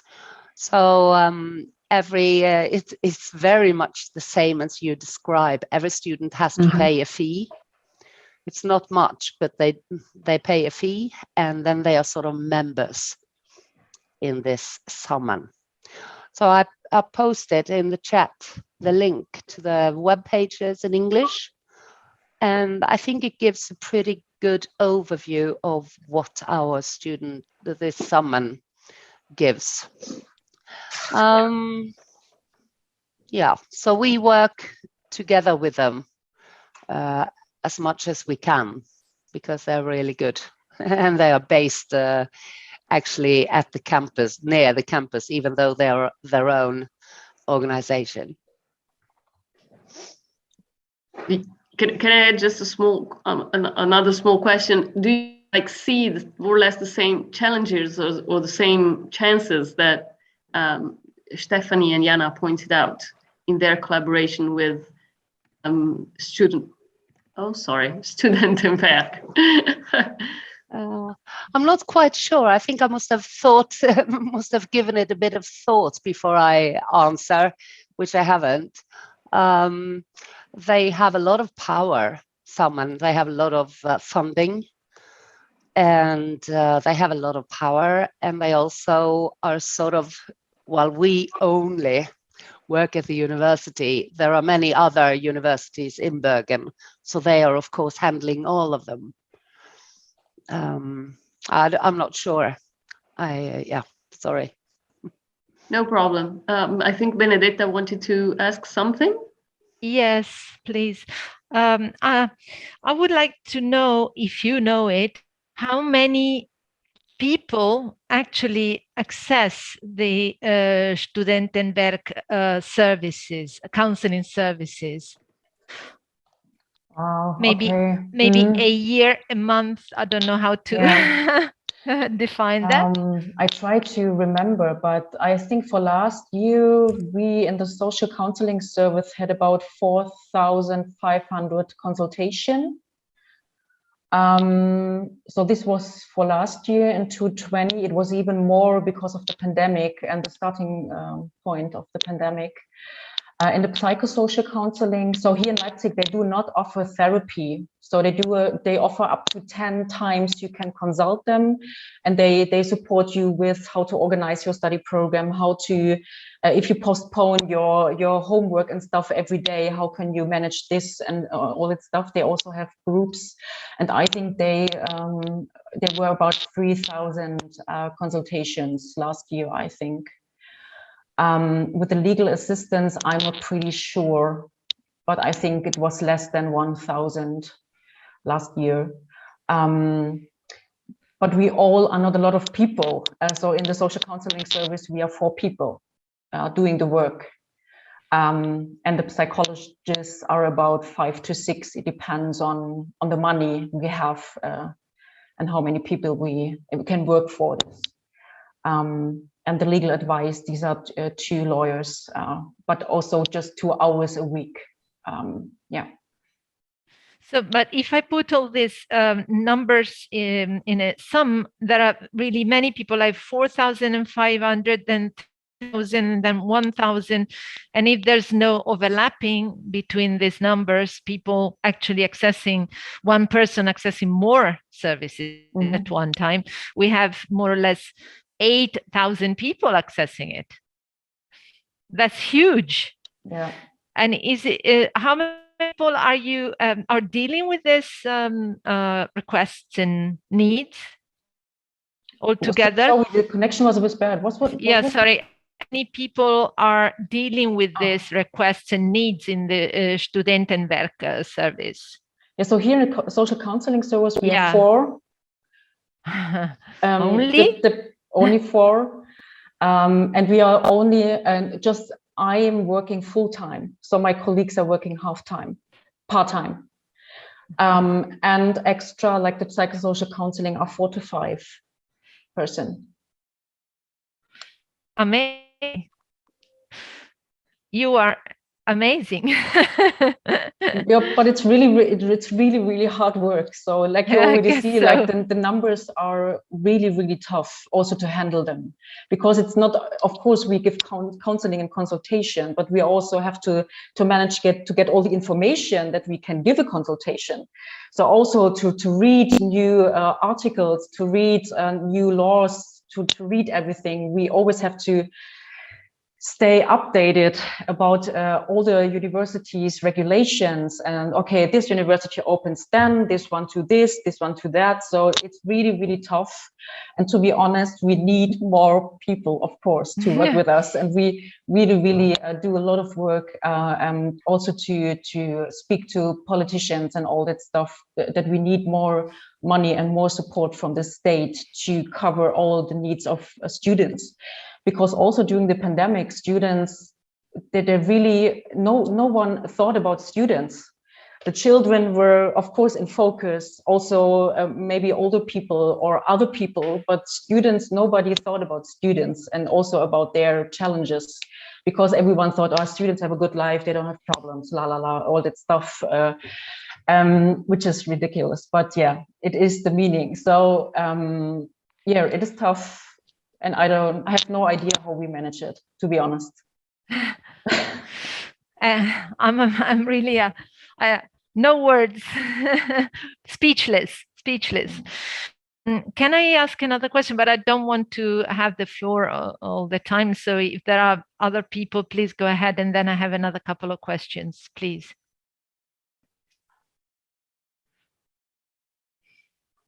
Can I go ahead then? Okay.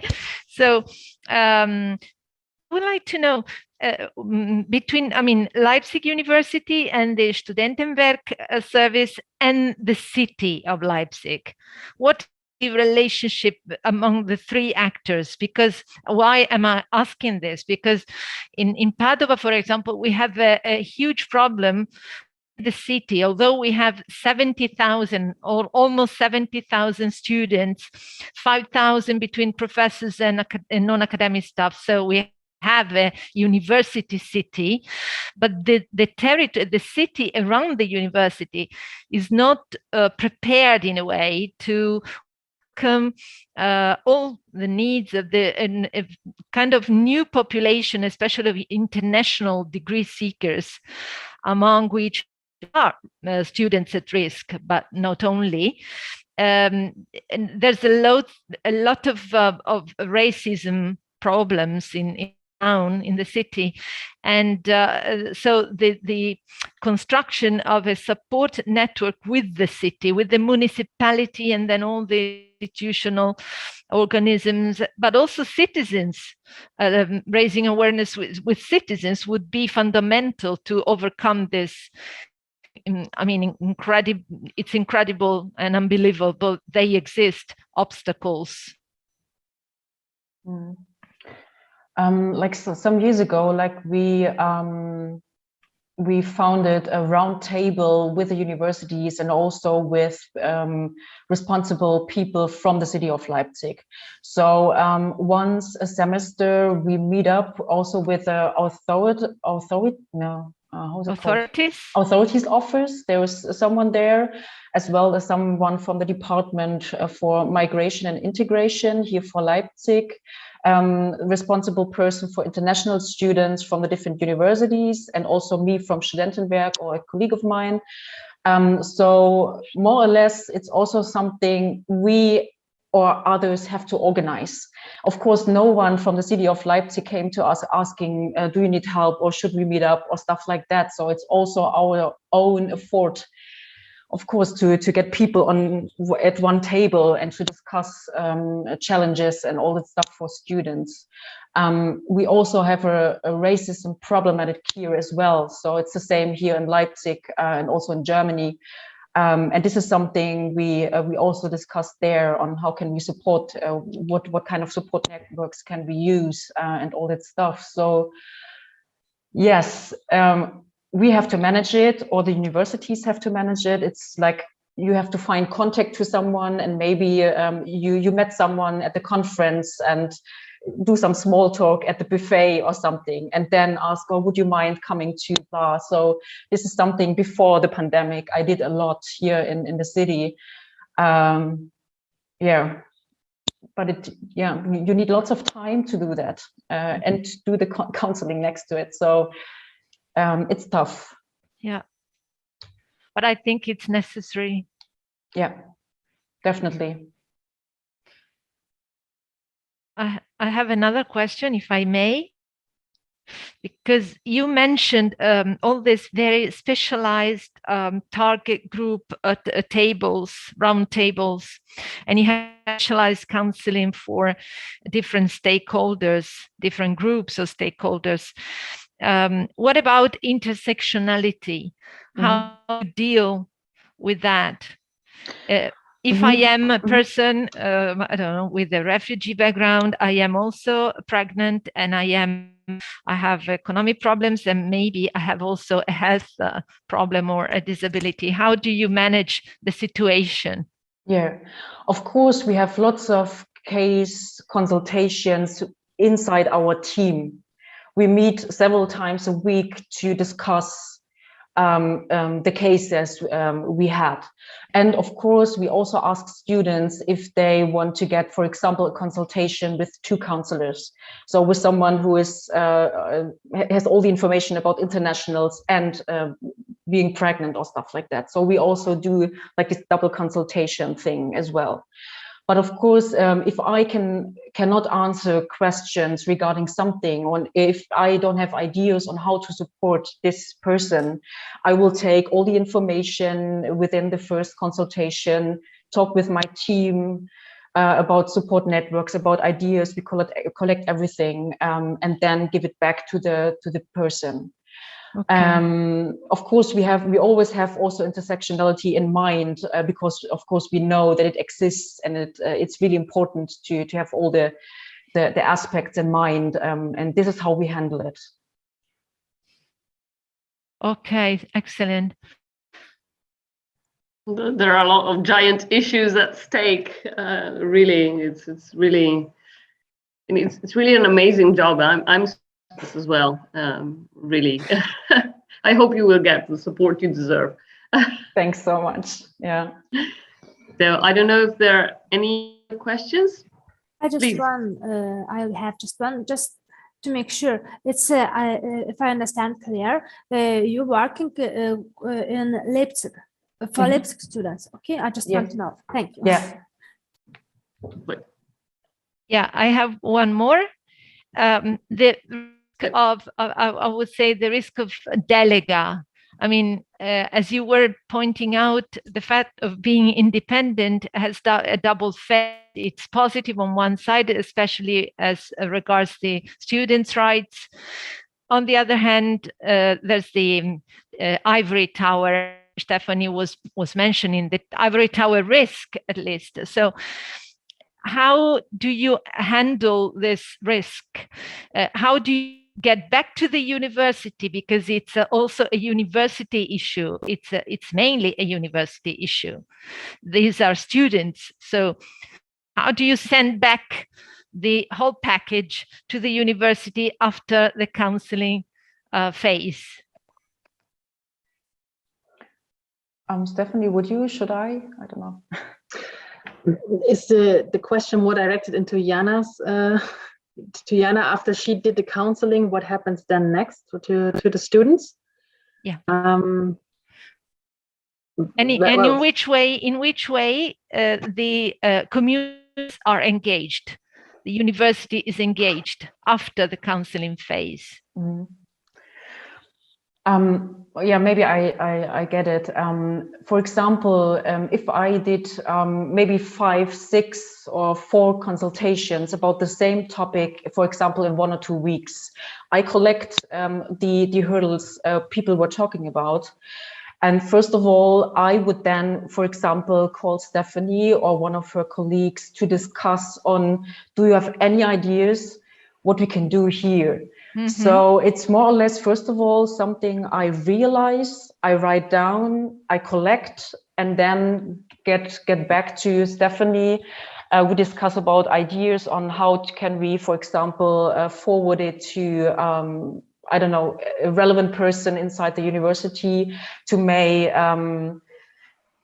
that maybe a change can occur or something. So this is the way, and it's more or less something, first of all, we talk about one-to-one or something, or in a group, and then we may write things down, or also I give someone to my director of Studentenberg and ask her if she can support to give it to the director of Leipzig University, for example, or the chancellor or something. So we decide, first of all, what is a good place to give it to, the information, and then who can support us to get heard. Oh, okay. I mean, even for us, I mean, at Leipzig University, we do also have a lot of counselors for certain groups of people. Like me and my colleagues, we are about, I don't know, 4 to 5 people who do counseling for international students, degree-seeking students coming in. Then we have a counselor for German students. We have counselors also for people who have a disability, or for gender issues, for instance, those things. But they have, I think, less time to do that, because it's just as a person who is responsible from Monday to Friday for counseling, but they have to do a lot of other work as well. And then we also have to get back to faculties and to study programs. And also sometimes they don't hear us. I mean, we are counseling for the university, and we also are aware of a lot of problems around just the academia. Of course, we know where to send the people to. But when we go back to the faculty and there's a certain issue, if they don't hear us, they do their own thing. But there, in that direction, we also have to build a very well-working network, although it's the same institution. We all work for a big university, but it's a big university, and you have the faculties, you have the administrative staff, you have the certain different other spokespersons. So it's also a challenge within the institution to get heard, I think. Yeah. I think it is a challenge, especially for big universities, because you don't even know what your colleague next door is dealing with. So people come in and ask you for something, you have no idea of where to send them to, or what is happening in the university. And I think even in Germany, or within the university, or even students, they don't know that we actually work for independent institutions. That Jana and me, we are not at the colleagues. Usually people think the Studentenberg is part of the university. They don't know that it's different, and even staff people don't know sometimes. Especially if you talk about faculties or professors who have no interest in that, maybe. So that's why sometimes even to us it feels like we are just normal colleagues, and then we have to follow this directions and we have to do this. For instance, for the Arqus project, I mean, I can invite Jana as a presenter, but I cannot invite her as a referee, because the hours she would use to work here, I cannot use that for the program. So, and maybe the European Union did not think that way, that also in certain countries things work very differently, and it's an adjacent institution, but it's not part. That's right. That should be pointed out in the application. Yes, it should. It's a very vital part. That's something that we need. Yeah, we need Jana, and we need the student counseling. It's very, very important. It's crucial actually for Arqus, but we cannot include her in the same way. Can they enter somehow as partners? As like what are they called? I'm missing now the words. As partners in the affiliated partners, you mean? Yes, exactly. Yes. Good day. But I think nobody on that level, rector's level and dean's level thought about that. I think we have a contract with the university and other universities for that. That's very interesting, though. It should be taken into account, because I mean, I didn't realize about this model until today, and I didn't realize it was Norway as well. And so it's relevant, I guess. I mean, for us and also for other European alliances, I guess. I mean, I mean, there might be a way to find a way, but that was one of the first questions I asked when Arqus started, and then they told me, "Okay, that's fine. You can, but you work free time then." Can I ask you one thing about the background knowledge and competencies that you think are absolutely necessary for the specialized counselors like you, like Stephanie? Because I mean, here Padua, I think one of the, really naive mistakes is to think that anyone in any kind of office can actually, in a way, become or be a counselor just because he or she is in that office. While, on my small observatory, I've been dealing with students with disabilities and learning disabilities and other type of difficulties, learning difficulties for a very short time with students with a refugee background. But I know that, apart from what you have learned from your studies and your, I don't know, whatever post-laureum type of lifelong learning that you do, there's something you learn in years and years, which is actually being able to evaluate very well the other person's needs. And something very difficult that you actually have to develop in the long term. People who start are very different from the people who have done that for years. I think there is something related to natural talent in a way, but it's not enough. So the question is, what do you think are the basic but very important ingredients to have good counselors doing that? For Leipzig University, I can answer that very quickly also. It's the same. The people who counsel, as most of my colleagues I know, I don't want to speak for everyone, but we do it learning by doing. We have no training whatsoever. And I think it's one of the hardest tasks also for me personally to make the university aware that actually a training is needed because you have a responsibility for students. And it's not just knowing when to apply and when is the deadline for application. There's more to that than this. And everybody still thinks, and I think it also comes from the past, you can easily do some counseling 2, 3, 4 hours a week, and then you can do other work, and then that's fine. That's all there is you need, and this is not true anymore. So, but for Jana, I think it's a little different. Yeah, like in Studentenberg, like there are regulations. Like in the social counseling service, we are always looking for, first of all, social workers. Social workers, sorry, I forgot my own name. Yeah, like social workers. Of course, not all of them have, of course, from the beginning, all the knowledge about all the different topics. So we do lots of training on the job as well.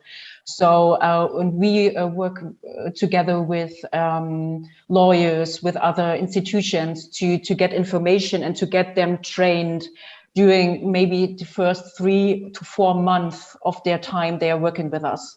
So it is a really, really strong training at the beginning. They always, for example, also are with us during the consultation to get an idea on what our counseling concept is. For me, I'm not a social worker. I studied anthropology, and then in 2015, I came to work with refugees because they were looking for lots of people who can work within this field. And then I did an extra training over 2 years in systemic counseling, and this was my key to get that I came here. So it was something extra because more or less, I could tell them I'm the right person. I just need some time or something, but I don't have the social work program or the university degree or something. But I think I can manage it also with this extra training. And then, of course, you need really good people, and you need people who are interested and who are also interested in reading themselves, and they have to be really high, how's the good word for that, high motivated for this job, because they have to read lots of things themselves during their week.